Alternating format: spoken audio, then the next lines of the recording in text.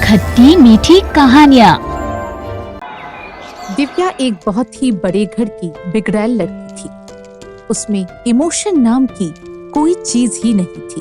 पैसा उसके लिए कोई मायने नहीं रखता था।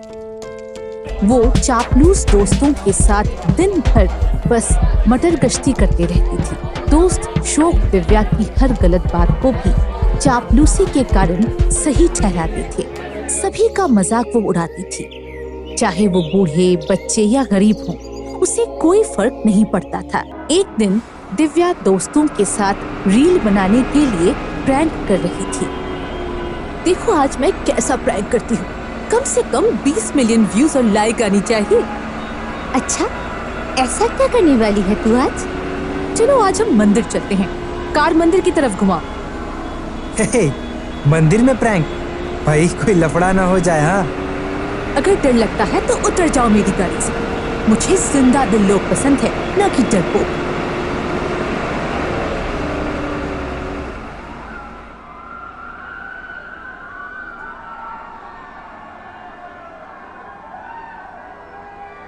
ये लो, आ गया मंदिर। ओहो, अब समझ में आया कि तुमने प्लास्टिक की डमी वाली फेक पूरी और मिठाई क्यों खरीदी थी। लगता है इन भिखारियों के साथ प्रैंक करोगी तुम। हाँ, बिल्कुल सही पकड़े हो तुम। वो सामने मंदिर पर जो छोटी लड़की और बाबा को देख रहे हो, उस पर प्रैंक करेंगे। तुम सब अपना अपना कैमरा सेट कर लो। अरे वो छोटी बच्ची है, उसके साथ तो प्रैंक मत करो। अरे बच्चे ही तो रियल रिएक्शन देते हैं। तुम लोग बस अपना कैमरा सेट कर लो और देखते जाओ। दिव्या गाड़ी में से नकली फेक हूबहू मिठाई और पूरी जैसी दिखने वाली प्लास्टिक की डमी निकालकर कागज के 2 प्लेट में रख लेती है। फिर बूढ़े बाबा के पास जाती है।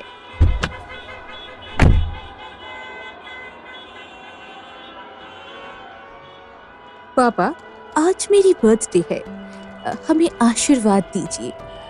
ये कुछ खाने के लिए लाई हूँ, खा लीजिए। लो बेटा, तुम भी मिठाई खाओ। जुग जुग जियो बेटी, भगवान तुम्हें इसी तरह खुशियाँ देते रहे, सदा खुश रहो।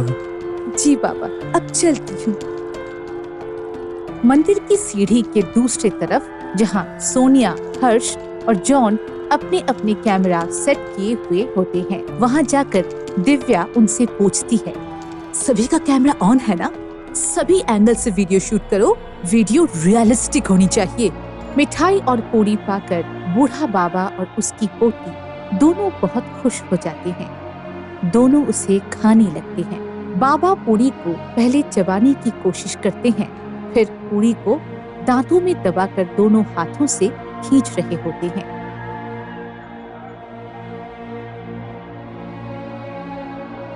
तभी दिव्या और उसकी दोस्त हंसते उछलते हुए ताली बजाने लगते हैं। दिव्या बूढ़े के पास पहुंचकर बोलती है, हे बाबा, ये प्रैंक था। वो देखो सामने कैमरे लगे हुए हैं, तुम कल से वायरल हो जाओगे। ये लो तुम्हारा इनाम, 20,000 रुपए।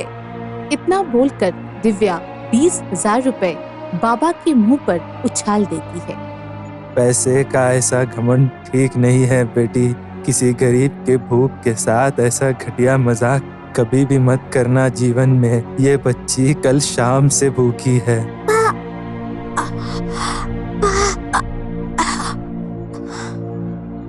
क्या हुआ मेरी बेटी? मेरी बच्ची को क्या हुआ? बच्ची के गले में प्लास्टिक की डमी मिठाई का एक टुकड़ा अटक गया था। उसका सांस लेना मुश्किल हो गया था। बाबा मदद के लिए चिल्ला रहे थे। अपने लोटे से पानी बच्चे के मुंह में दे रहे थे, लेकिन कोई फायदा नहीं। लोग वहाँ जमा हो गए थे। अभी अभी जो दिव्या और उसके दोस्त उछलते हुए ताली बजा रहे थे, अब बदहवास थे। उन्हें कुछ नहीं सूझ रहा था कि क्या करें। तभी जॉन दौड़कर गाड़ी ले आया और बाबा और बच्ची को लेकर सभी हॉस्पिटल की ओर भागे। हॉस्पिटल पहुंचकर इमरजेंसी वार्ड में डॉक्टर साहब, जितना पैसा लगेगा इस बच्ची को बचाने में सब मेरे अकाउंट से एडजस्ट होगा। मैं अभी 2 लाख रुपए हॉस्पिटल के अकाउंट में ट्रांसफर कर रही हूँ। केस थोड़ा क्रिटिकल है, अभी मैं कुछ नहीं कह सकता, मे भी ऑपरेशन करना पड़े। वार्ड बॉय, इसे अंदर ले चलो। चलो। बाबा, मैंने बच्ची का सारा मेडिकल खर्च दे दिया है। ये लो 5 लाख रुपए, आराम से रहो। बेटी, आज जिस तरह तुम्हें अपनी अमीरी पर घमंड है, तुम्हें रोटी और जान की कीमत नहीं मालूम। जल्द ही तेरा घमंड टूट जाएगा, तू भी हमारी तरह रोटी के लिए तरसेगी। दिव्या और उसके दोस्त अपने अपने घर लौट जाते हैं। दिव्या अपने घर में डाइनिंग टेबल पर अपने डैडी मिस्टर विक्रम बजाज के साथ डिनर कर रही थी। तभी मिस्टर बजाज का मोबाइल रिंग करता है। इतनी रात को सीईओ अरोड़ा का फोन? हेलो, क्या हुआ मिस्टर अरोड़ा? इतनी रात को फोन? कोई इमरजेंसी है क्या? क्या? ओह नो, सब खत्म हो गया। मैं अभी फैक्ट्री पहुंच रहा हूँ। क्या हुआ पापा? क्या हुआ फैक्ट्री में? मेरे कंपनी के सीईओ मिस्टर अरोड़ा के यहाँ से फोन था। हाँ हाँ, वो तो सुना है, पर हुआ क्या? सब खत्म हो गया बेटा। फैक्ट्री में भयंकर आग लगी है, सब जलकर खाक हो गया। कई लोग मर गए हैं। सीईओ सर को भी हार्ट अटैक आया है, वो अभी कोमा में चले गए हैं। उन्हें अभी अभी आईसीयू में ले जाया गया। मुझे अभी फैक्ट्री निकलना होगा। मिस्टर बजाज अपनी कार से तुरंत फैक्ट्री पहुंचते हैं। वहाँ चीख पुकार मची हुई है, सब कुछ खाक हो गया था। नुकसान की भरपाई और मारे गए लोगों के मुआवजे में मिस्टर बजाज का घर और गाड़ी तक बिक जाते हैं। वे दिवालिया होकर रोड पर आ जाते हैं। उन्हें भी हार्ट अटैक आता है और उन्हें वही हॉस्पिटल में एडमिट कराया जाता है जिसमें बाबा और उसकी पोती एडमिट थे। हॉस्पिटल एडमिनिस्ट्रेशन की ओर से 40 लाख रुपए का खर्च आएगा ये बताया जाता है, जिसमें से 20 लाख रुपए तुरंत डिपॉजिट करने को कहा जाता है। जॉन, आज के डेट में हम कंगाल हो चुके हैं।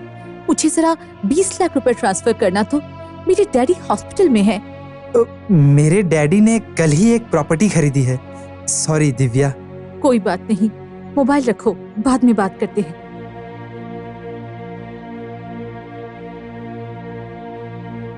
सोनिया, मेरे डैडी हॉस्पिटल में एडमिट हैं। जैसा कि मीडिया और न्यूज़पेपर से पता चला होगा कि हम रोड पर आ गए हैं। थोड़ा 20 लाख रुपए की जरूरत है, प्लीज ट्रांसफर कर दो।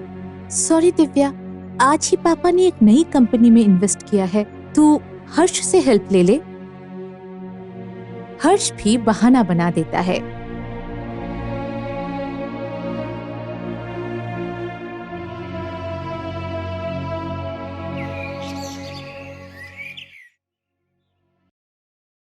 वो थक कर अपने सोने की अंगूठी, कड़े और चेन को बेचकर 35 लाख रुपए लाकर 20 लाख रुपए हॉस्पिटल के कैश काउंटर पर डिपॉजिट करती है। फिर भी अभी 5 लाख की जरूरत थी। दिव्या हॉस्पिटल की सीढ़ी पर बैठी रो रही थी। उसे वो मंदिर वाले बाबा और उसकी मासूम बच्ची याद आ रहे थे।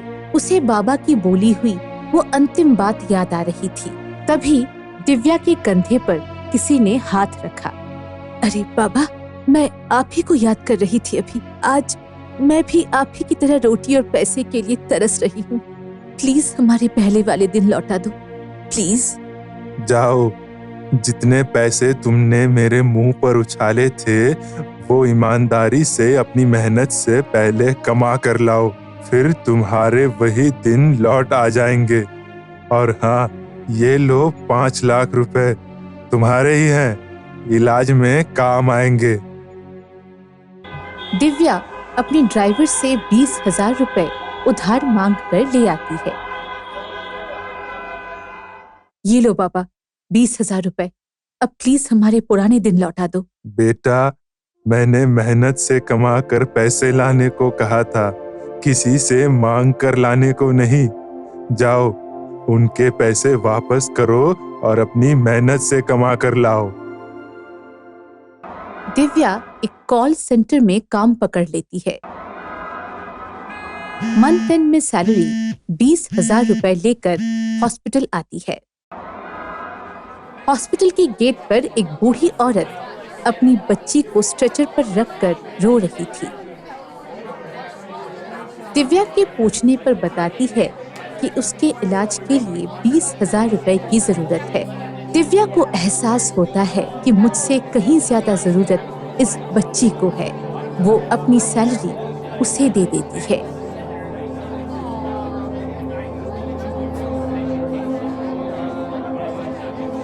तभी हॉस्पिटल की सीढ़ी पर दिव्या को बाबा मिलते हैं। क्या हुआ बेटी? आज 1 महीने से ज्यादा हो गया है, कोई काम नहीं मिला क्या? उस दिन तो एक पल में मेरे मुंह पर 20,000 उछाल दिए थे, आज 1 महीने में भी उसे कमा नहीं सकी। वैसा नहीं है बाबा, वो औरत मुझसे भी ज्यादा जरूरतमंद थी। मैंने अपनी सैलरी उसे ही दे दी। शाबाश बेटी, आज तुमने जो कमाया है वो तुम्हारी सबसे बड़ी कमाई है। जा, जल्दी ही तुम्हारे पुराने दिन लौट आएंगे। सीईओ कोमा में से बाहर आ जाता है। उसने फैक्ट्री का और अपने सभी स्टाफ का इंश्योरेंस करवाया हुआ था, जो मिस्टर बजाज को भी नहीं मालूम था। इंश्योरेंस कंपनी से फैक्ट्री के नुकसान और स्टाफ के मुआवजे का सारा पैसा मिल जाता है। मिस्टर बजाज भी ठीक होकर फिर से उन पैसों से एक नई कंपनी खड़ा कर देते हैं। दिव्या के फिर से वही दिन आ गए थे। दिव्या डैडी को लेकर उस बूढ़े बाबा से मिलने मंदिर जाती है, लेकिन पता चलता है कि बाबा दूसरे धाम पर निकल गए हैं। आज दिव्या भी कंपनी की शेयर होल्डर है और वो अपनी कमाई से गरीबों के लिए एक एनजीओ चलाती है। आज दिव्या अपने आप को पहचान गई है।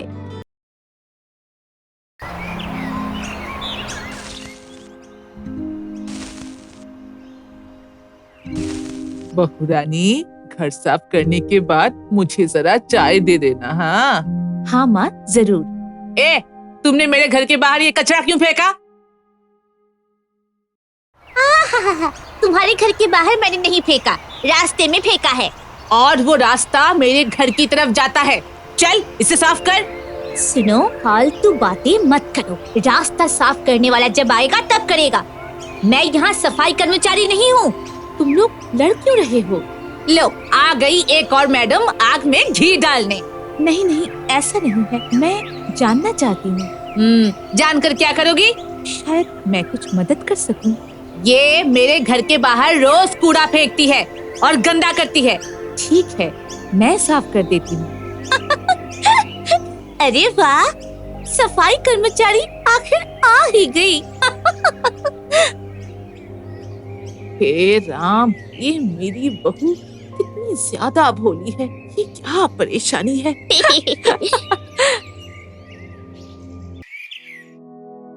इसे करने के बाद पूजा रूम साफ कर देना, ठीक है? ठीक है माँ। अरे तारा, जरा सुन ना।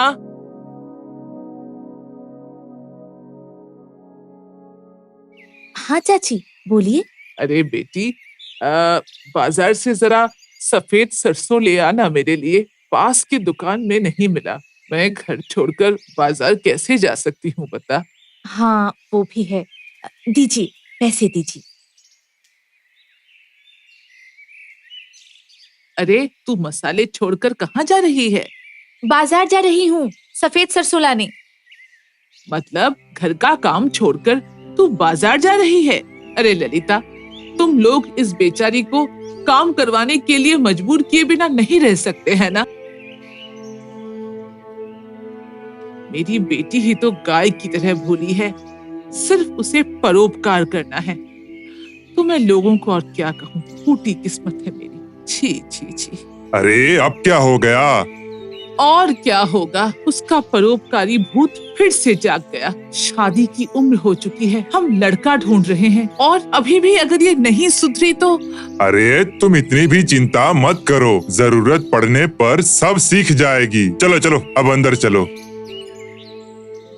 इस परोपकारी तारा का विवाह बिलाईपुर गांव के लड़के जतिन के साथ हुआ है। उसके परोपकार के आदत से पति और सास दोनों ही परेशान हैं, लेकिन अवसरवादी जया इसका बहुत फायदा उठाती है। तुम क्या कर रही हो? कुछ नहीं, वो शादी के कपड़ों को संभाल कर रख रही हूँ। वाह, ये साड़ी कितनी सुंदर है। ये साड़ी मैंने हल्दी के दिन पहनी थी। ये मुझे इसी घर से मिली थी। इसे मैं ले सकती हूँ? मुझे ये बहुत पसंद है। हाँ हाँ, लीजिए ना। तुम बहुत अच्छी हो। अच्छा सुनो, शादी के कुछ कपड़े पड़े हुए हैं, जरा धो दोगी? दरअसल मैंने लॉन्ड्री में बहुत सारी साड़ियाँ दी हैं और देना नहीं चाहती। ठीक है, आप उन्हें भिगो दीजिए, मैं धो दूंगी। शुक्रिया बहन।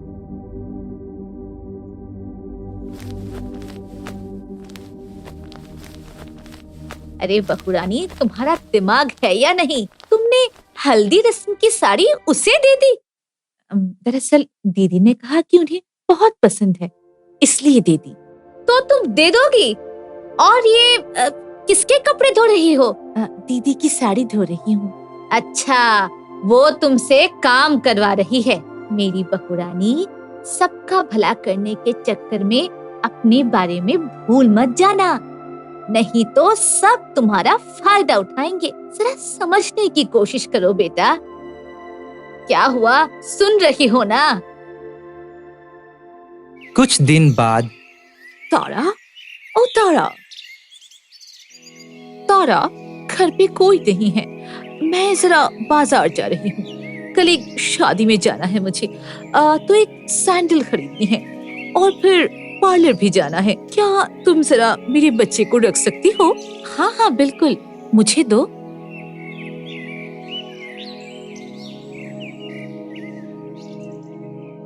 अरे क्या बात है, मुझे ऑफिस जाने में देर हो रही है। कुछ खाने को मिलेगा भी या नहीं? हाँ अभी देती हूँ, जरा इसे पकड़िए ना। मतलब अभी ऑफिस जाने का टाइम है और तुम चाहती हो कि मैं यहाँ इस बच्चे को खिलाऊं? ये क्या नाटक है?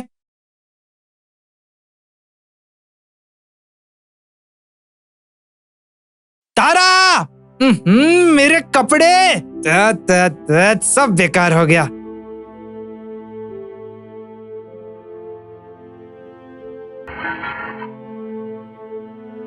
देखो इसने क्या किया है।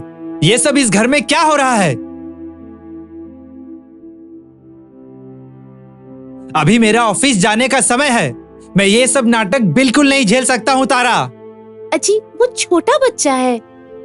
तुम्हें नहीं पता, तुम्हारे इस परोपकारी व्यवहार के चक्कर में लोग तुमसे सिर्फ बेवकूफों की तरह काम करवाते हैं। आप ऐसा क्यों कह रहे हैं? लोगों को परेशानियां तो होती है ना, तो हमें उनकी मदद करनी चाहिए। लेकिन हर चीज का एक समय होता है, एक अपनी स्थिति होती है तारा। तारा, तुम एक बच्चा तक संभाल नहीं सकती, अपना बच्चा कैसे संभालोगी? तेरी की, मैं पार्लर ही नहीं जा पाई। वो तो अच्छा हुआ कि मैं इसी रास्ते से गुजर रही थी। मिल गई खुशी। देखा, अपने परोपकार बनने का फल बात सुनाकर चली गई। बहुत अच्छा हुआ, अब समझो तुम। बहू, रो मत। माँ, मैं तो सबका भला करना चाहती, सबका उपकार करना चाहती हूँ, और ये सब मैं सच्चे मन से करती हूँ। मैं समझती हूँ बेटा, तुम्हारा दोष नहीं है, लेकिन तुम्हें भी समझना पड़ेगा कि हर कोई तुम्हारे परोपकार के लायक नहीं है। इसलिए किसी का भला करने से पहले एक बार सोच जरूर लेना।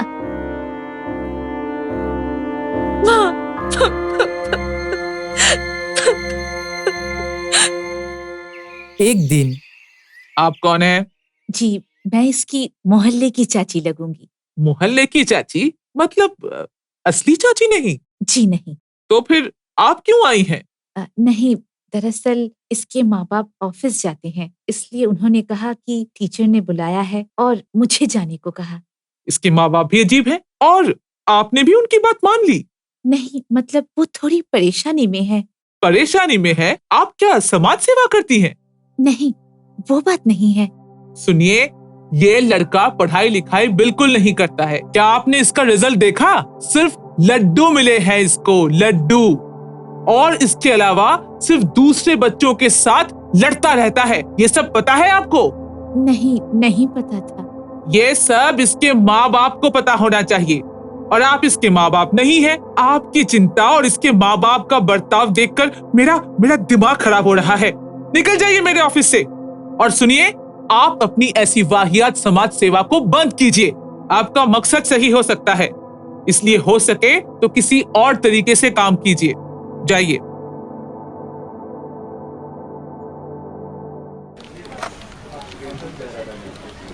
अरे आनंद, तुम कह रहे थे ना कि तुम्हारी बीवी कोई सोशल सर्विस करना चाहती थी। हाँ, तुमने कुछ पता लगाया क्या? हाँ, ये लो, इस एड्रेस में जाकर बात करना। वो बच्चों के लिए बहुत कुछ करते हैं। जाओ, जाकर एक बार बात कर लो। तुम्हारा बहुत शुक्रिया भाई।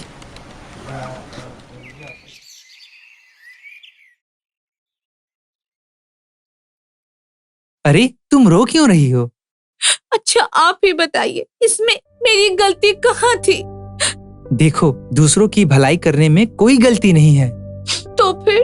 अरे, गलती बिना सोचकर भलाई करने में है। उस दिन माँ भी यही कह रही थी कि तुम सबको उनकी मुसीबतों में मदद करने के लिए दौड़ जाती हो, लेकिन तुम्हें ये समझना पड़ेगा कि कब मदद करना सही है और कब गलत। लेकिन मैं तो लोगों की बात सुनकर सच्चे मन से ही। क्या मैं तुम्हारा एक उपकार कर सकता हूँ? कैसा उपकार? सुनो, एक ऑर्गेनाइजेशन है जो बच्चों के लिए बहुत कुछ करती है। तुम उनके साथ बात करना। ये लो उनका एड्रेस। ये लोग निस्वार्थ होकर बच्चों और उनके माँ बाप को पढ़ाते हैं, उनकी चिकित्सा और इलाज का प्रबंध करते हैं। तुम कल ही वहाँ जाओगी। उनसे बात करके उनके साथ काम करना और उनका हाथ बटाना। बहुरानी, मैं भी तुम्हारे साथ चलूंगी। बोलो, कोई परेशानी तो नहीं है ना? नहीं माँ जी, आप भी चलेंगी।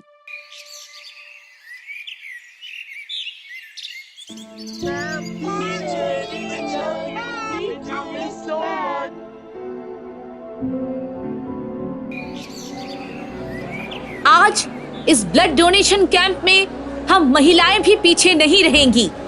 आइए, सभी महिलाएं आगे आइए। हम एक एक करके रक्तदान करेंगे। रक्तदान करें और जीवन बचाएं। आइए आइए आइए। सुबह होते ही निकल जाती है। कहाँ गई है, क्या करने गई है, कुछ भी नहीं बताती। अपने पिताजी की मौत के बाद से ये लड़की थोड़ी अजीब सी हो गई है।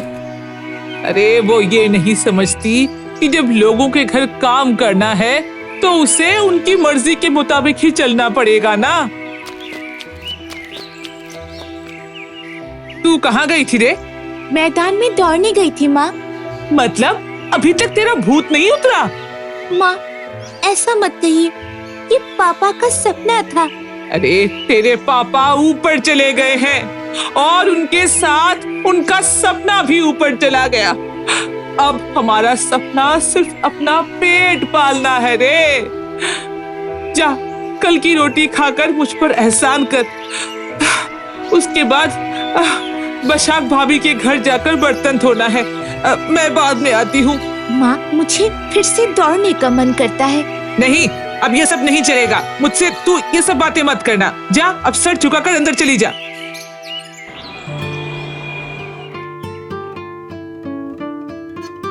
क्या बात है रे, तू आज भी देर से आई? तुझे पता नहीं क्या कि बर्तन धोए बिना मैं खाना बनाना शुरू नहीं कर सकती? कल से और देर नहीं होगी चाची। अरे, रोज ही तो एक ही बात करती हो। कल भी अगर तुमने देर की तो देख लेना, फिर यहाँ आने की और जरूरत नहीं। पापा, आप हमें यहाँ छोड़कर क्यों चले गए? पापा, मुझे दौड़ने का बहुत मन करता है। मन करता है कि मैं दौड़ते दौड़ते उड़ जाऊं।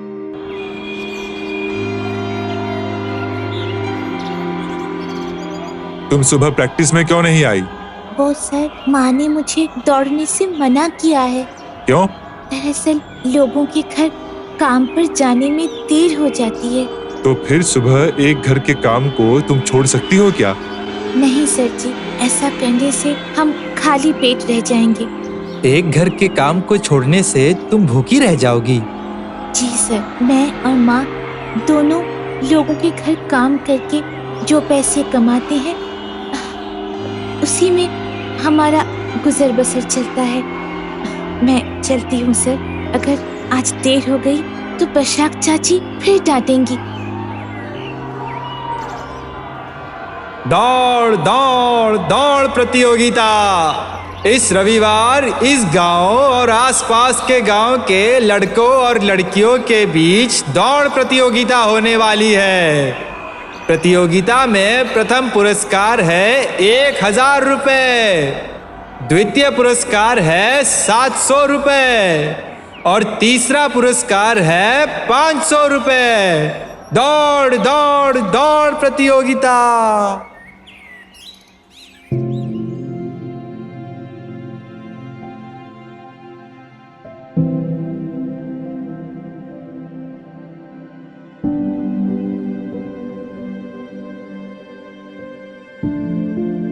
अरे यहाँ माँ बेटी दोनों तो बहुत सुखी लग रहे हो, तो फिर मेरी सुख को छीन कर तुम्हें क्या मिलता है भला?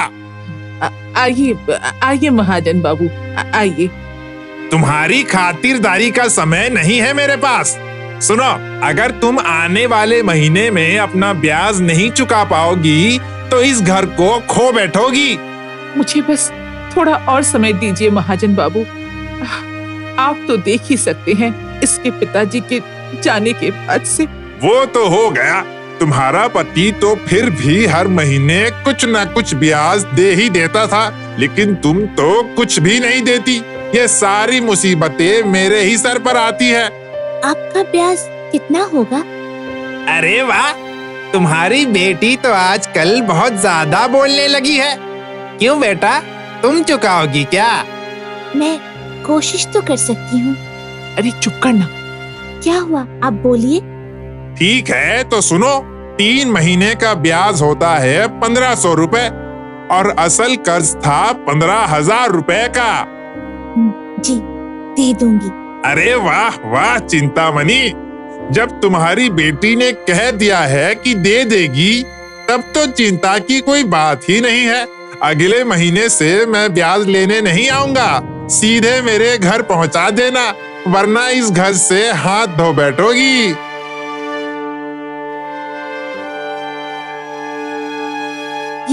ये क्या कर दिया तूने?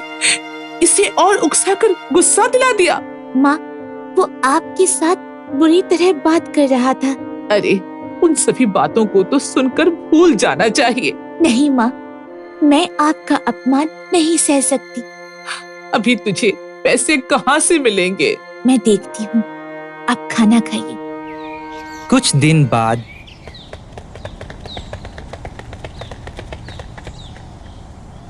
अरे यहाँ आओ, मैदान में आओ। तुम वहाँ खड़ी होकर क्या देख रही हो?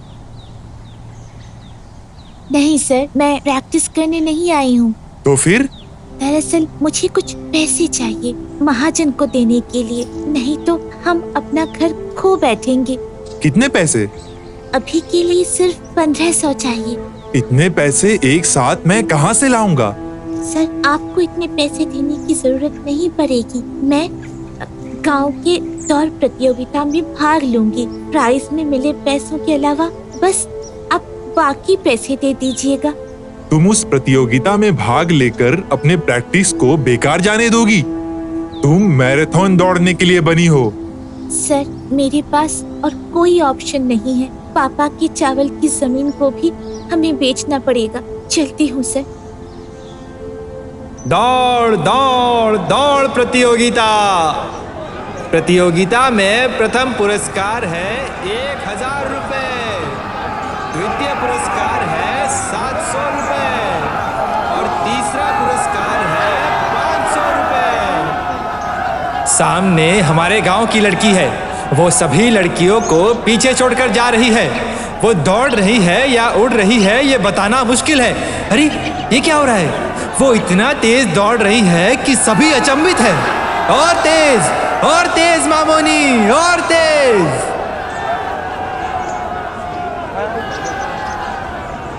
हुर्रे! मामोनी मामोनी मामोनी मामोनी मामोनी मामोनी मामोनी।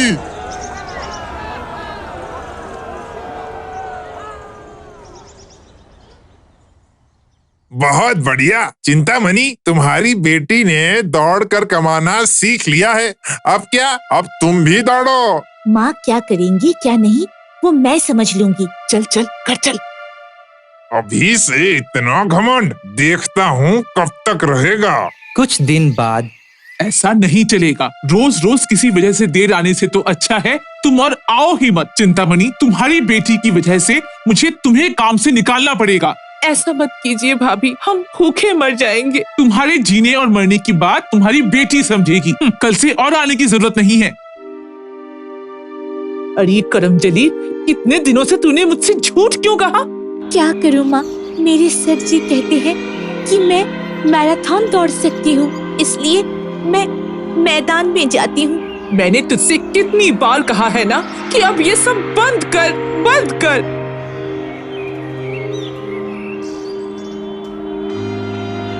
चिंतामणि, सुनो चिंतामणि, तुम्हारी बेटी लोगों के घर में काम करने के लिए नहीं जन्मी है। उसका एक बड़ा भविष्य उसका इंतजार कर रहा है। नहीं भाई साहब, हम गरीब लोग हैं, हम ऐसे शौक नहीं पाल सकते। बस थोड़ा कष्ट करो चिंतामणि, फिर देखना आने वाला भविष्य कितना सुनहरा रहेगा।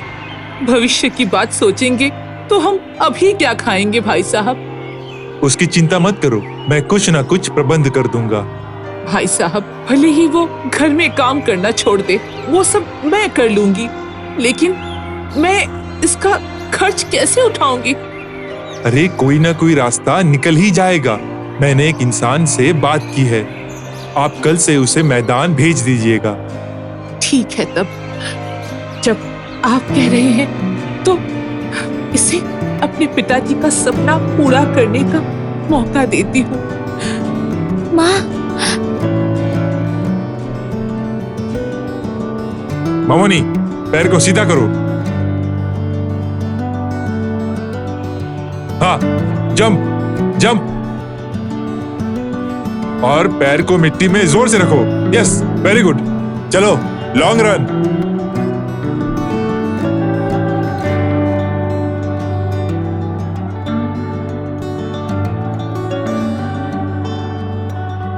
तो क्या कहते हैं आप? गुड, मैं सब कुछ प्रबंध करता हूँ, लेकिन उसके पैर में जूते क्यों नहीं है? जूते खरीदने के पैसे ही नहीं है सर। ये लो 500 रुपए,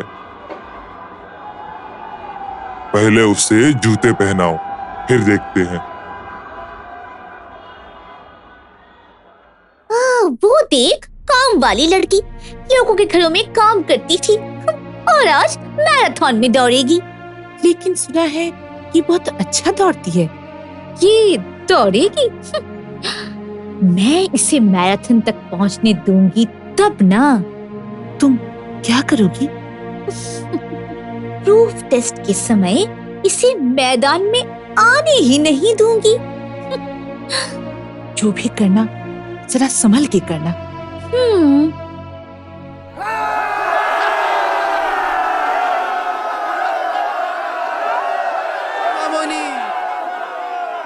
तुमने क्या किया? उसे कमरे में बंद कर दिया। तुमने उससे क्या कहा? कहा कि कोच सर उसे बुला रहे हैं। फिर मामोनी जब उस कमरे में गई तो उसे बाहर से बंद कर दिया। दरवाजा खोलो, दरवाजा खोलो, कोई है? दरवाजा खोलो, दरवाजा खोलो ना। वो मेरा नाम बुला रहे हैं, दरवाजा खोलो ना प्लीज।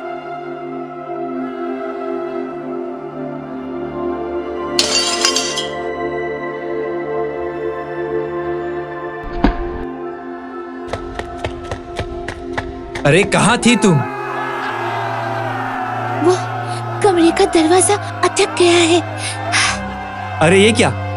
डॉक्टर, डॉक्टर, यहाँ आइए।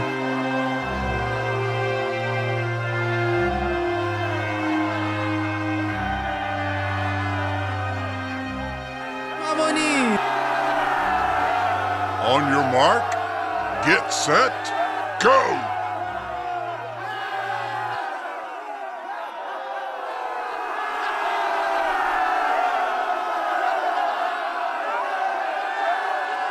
मैराथन प्रूफ टेस्ट रेस में प्रथम हुई है मामोनी और उसे मैराथन रेस के लिए चुना जाता है।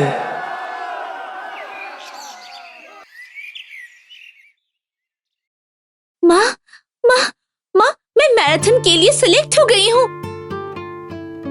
क्या मतलब? इसका मतलब मामोनी को मैराथन में दौड़ने के लिए चुना गया है। सच? मेरी बच्ची।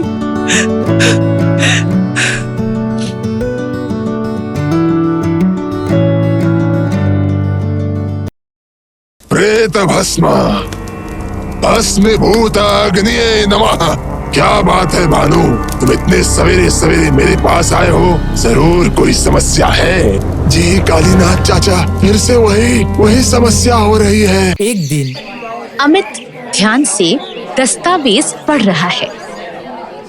आपका नाम यसीमुद्दीन शेख है? जी, मेरे पिताजी का नाम जमाल शेख है।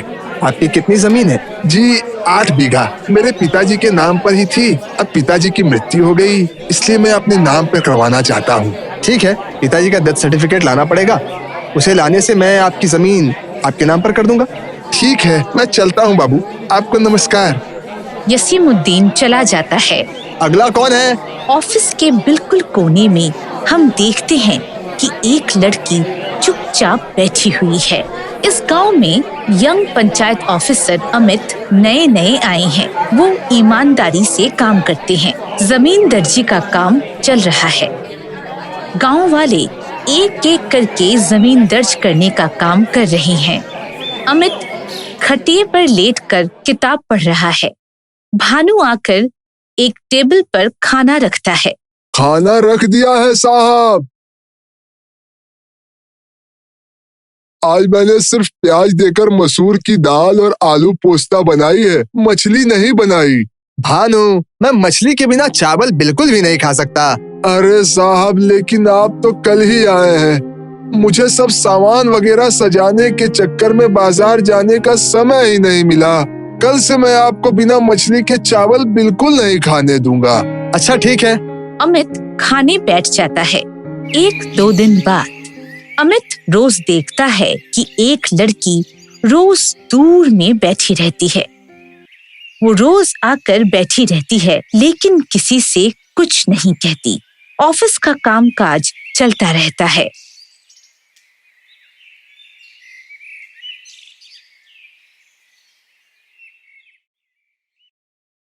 अगले दिन अमित बैठकर दस्तावेज देख रहा है। देखिए साधन बाबू, अगर आप मुझे सही दस्तावेज नहीं देंगे तो मैं जमीन के कागजात आपके नाम पर कैसे दर्ज करूंगा, बताइए तो। देखिए ना सर, अगर किसी तरीके से हो पाए तो। सॉरी साधन बाबू, सही दस्तावेज के बिना मैं कुछ नहीं कर सकता। आप मुझे दस्तावेज दीजिए, मैं कर दूंगा। अगला कौन है? ऑफिस का समय खत्म हो जाता है, लेकिन फिर भी वो लड़की कुछ नहीं बोलती है। यह देखकर अमित उस लड़की के पास जाता है। आप रोज बैठी रहती हैं, क्यों? आप अपना काम किसी को क्यों नहीं बताती? दरअसल मेरे सभी कागज घर पर हैं। तो आप लेकर क्यों नहीं आती हैं? मुझे समझ में नहीं आता। मुझे समझ में नहीं आता कि कौन सा कागज किस चीज का है। अच्छा समझा, ये मुश्किल तो हो ही सकती है। आपके घर में और कौन कौन है? दरअसल मेरे माता पिता दोनों की ही मृत्यु हो चुकी है। मैं अकेली रहती हूँ। और रिश्तेदार? नहीं है, और पड़ोस वाले भी कोई मदद नहीं करना चाहते। तो फिर क्या किया जा सकता है? पहले जो ऑफिसर थे उनसे मैंने कहा था मेरे घर चलने के लिए, ताकि वो कागज वगैरह समझ सकें, लेकिन वो मेरे घर नहीं गए। क्यों? उन्होंने कहा कि वो ऑफिस छोड़कर नहीं जा सकते और ऑफिस के समय में वो कहीं बाहर नहीं जा सकते। अब आप भी जाएंगे या नहीं, इसी डर से मैं आपसे ये चीज पूछ नहीं पा रही थी।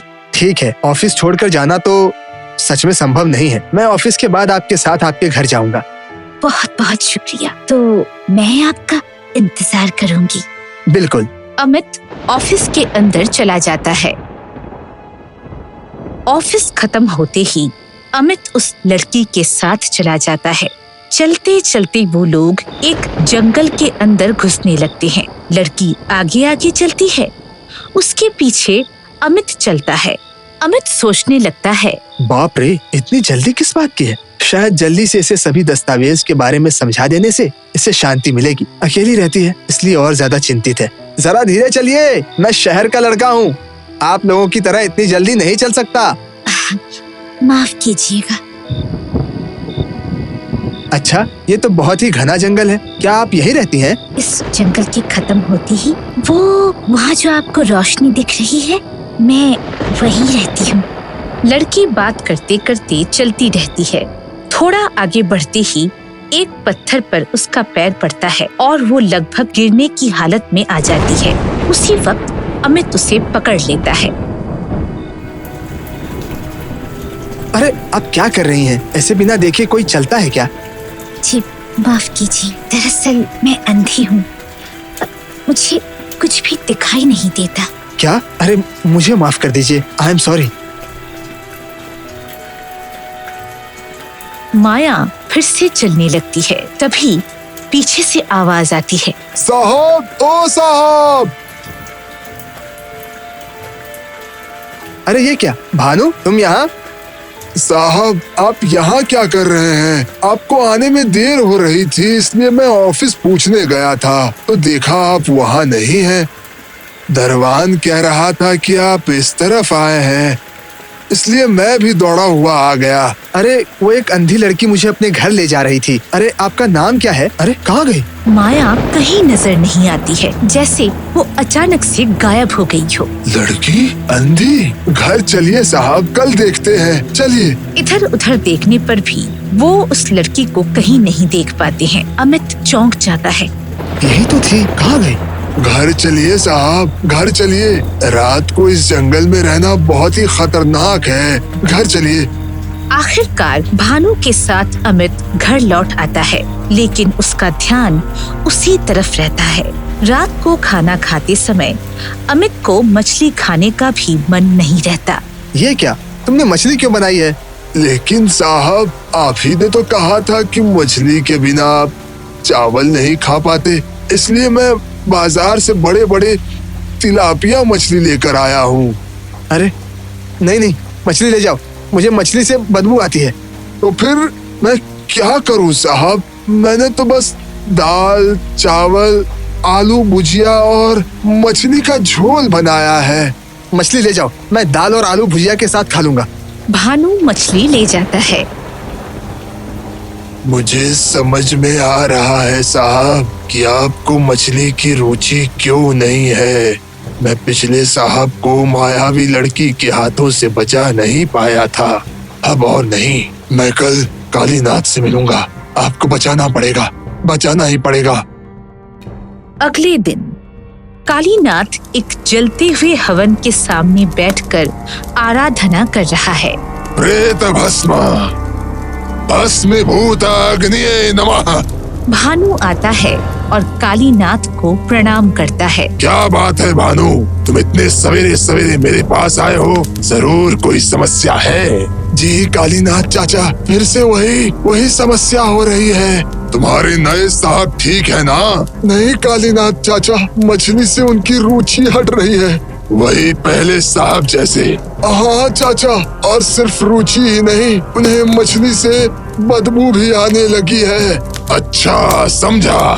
चाचा, कल साहब उसी जंगल में गए थे, उस मायाविनी के जाल में फंसकर। कब गए थे?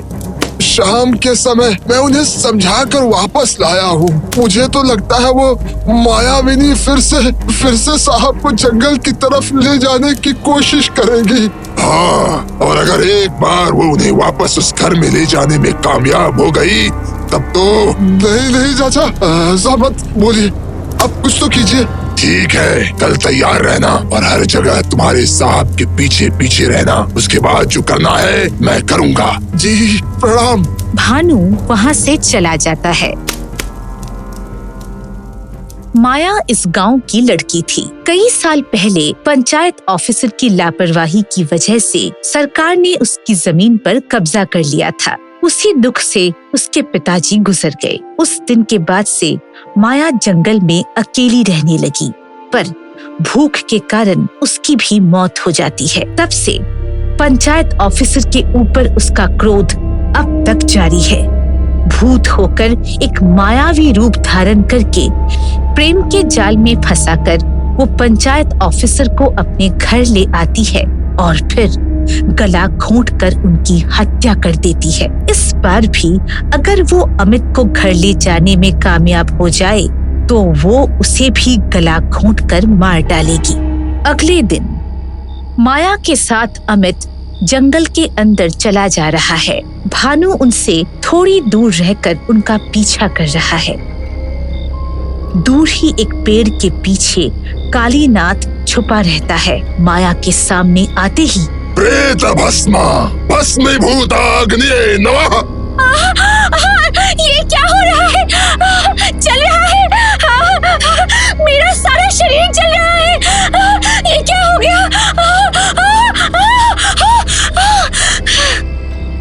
जा, इस हवा में मिल जा। ये जगह छोड़ दे, अपना गुस्सा खत्म कर। माया हवा में उड़ने लगती है और धीरे धीरे उसमें मिल जाती है। अमित चक्कर खाकर जमीन पर गिर जाता है। भानु दौड़ कर आता है।